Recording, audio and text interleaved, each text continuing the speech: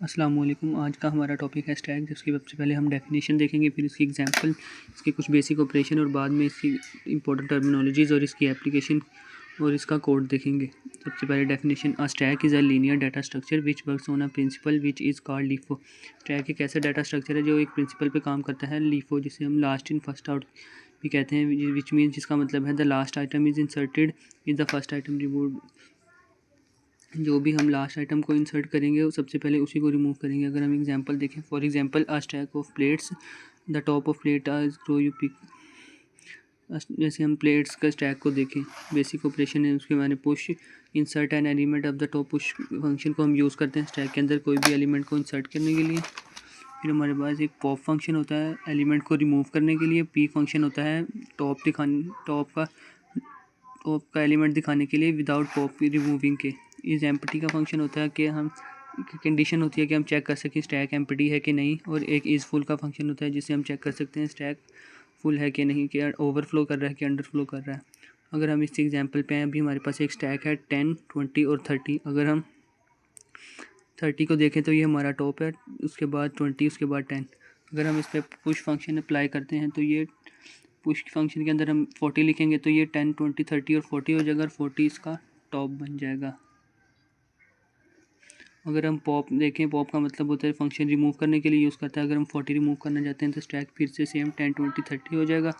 और पीक में हम विदाउट रिमूव के एलिमेंट्स को देख सकते हैं तो 30 प्रिंट हो जाएगा हमारे पास। इसके पास स्टैक की कुछ एप्लीकेशंस होती हैं, जैसे कि फंक्शन कॉल। स्टैक हमारे पास रिकर्जन की काम करता है। रिकर्जन ऐसे फंक्शन को कहते हैं जिसके दो बेसिक कंडीशंस होती हैं, जिसमें एक बेस फंक्शन होता है, एक उसके बाद स्टैक इस तरह कुछ होता है कि 10, 20, 30 ये फंक्शन एक दूसरे को कॉल करते हैं तो स्टैक बिल्ड होता जाता है। और जब स्टैक में वैल्यूज़ पुश हो जाती हैं तो हम जब पॉप करना शुरू करते हैं फिर हमारी वैल्यूज़ प्रिंट होती हैं। Every function call stored in stack. उसके बाद हमारे पास एक अंडू रीडो का इम्प्लीकेशन है जिससे हम फंक्शन और ऑपरेशन स्टोर करते हैं। इसके बाद एक्सप्रेसिव रिलेशन है जिसमें हम जैसे कि इनफिक्स, पोस्ट फिक्स और एवेल्यूएट करते हैं पोस्ट फिक्स। इनको स्टैक इम्प्लीमेंट करने के हमारे पास दो वेज हैं, जैसे कि स्टैक हम इम्प्लीमेंट कर सकते हैं अरेज से और लिंक लिस्ट से। सबसे पहले हम इसका कोड देखेंगे बाय अरेज। हमने स्टैक नाम की एक क्लास बना ली जिसमें हमने टॉप रख लिया, जिसके स्टोर इंडेक्स ऑफ टॉप करेंगे। फिर हम अरे ले लेंगे जिसका साइज़ हमारे पास होगा 5, उसको पब्लिक रखेंगे ताकि हम इसको बाद में भी एक्सेस कर सकें। स्टैक का हम एक कंस्ट्रक्टर बनाएंगे जिसको हम टॉप हम सेट कर देंगे इज इक्वल टू -1, जिससे हमें पता लग जाएगा स्टैक एम्प्टी है कि नहीं। फिर हम पुश का फंक्शन कॉल करेंगे, पुश का फंक्शन लगाएंगे, इन टेक्स्ट को एक वैल्यू देंगे, हम टॉप को 4 के इक्वल कर देंगे। चेक स्टैक, तो ये कंडीशन चेक करेगी कि स्टैक फुल है कि नहीं।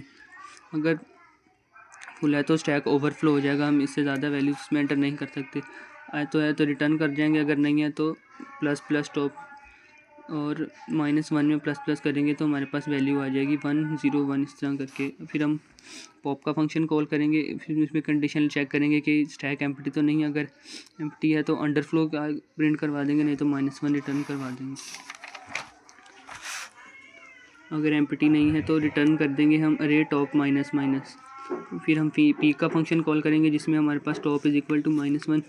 अगर आ जाता है तो रिटर्न कर देंगे -1, नहीं तो रिटर्न कर देंगे अरे का टॉप, जैसे अगर 30 विदाउट रिमूव करेंगे। फिर हम बूल का फंक्शन लगाएंगे कि एम्प्टी चेक करने के लिए। अगर रिटर्न आ जाता है -1 के इक्वल तो रिटर्न ट्रू कर देंगे, अगर टॉप -1 के इक्वल नहीं है तो हम उसे फॉल्स कर देंगे।